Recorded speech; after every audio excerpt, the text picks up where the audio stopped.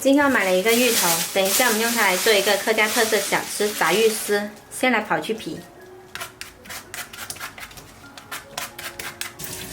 洗干净了再擦成丝。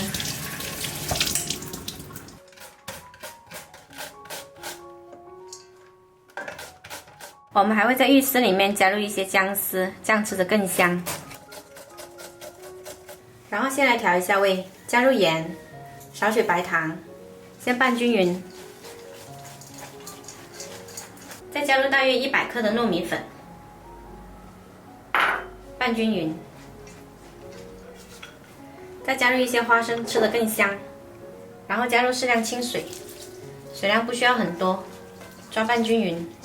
所以我大概加了100毫升，最后出来的状态呢是这样子，有一点点湿就可以了。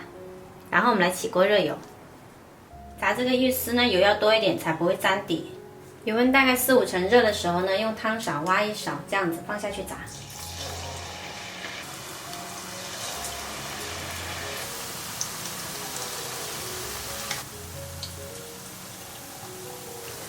放下去之后呢，保持小火炸，炸到两面都酥脆就可以出锅。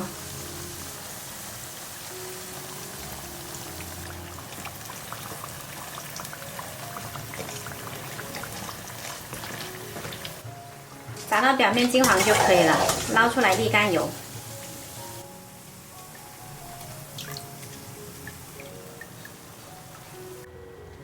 在梅州这边呢，逢年过节大家都会炸上一些芋丝，平时自己当零食吃，或者说当手信送给亲朋好友，都是非常不错的。喜欢的朋友可以试一下。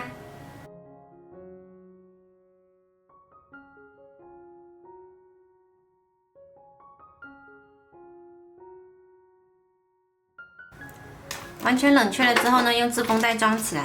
用这个方法做出来的芋丝，存放1个月，吃起来都还是特别酥的。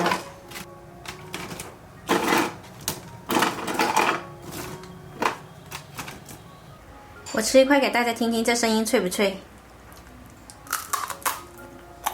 我是小爱，喜欢我的视频记得关注我哦。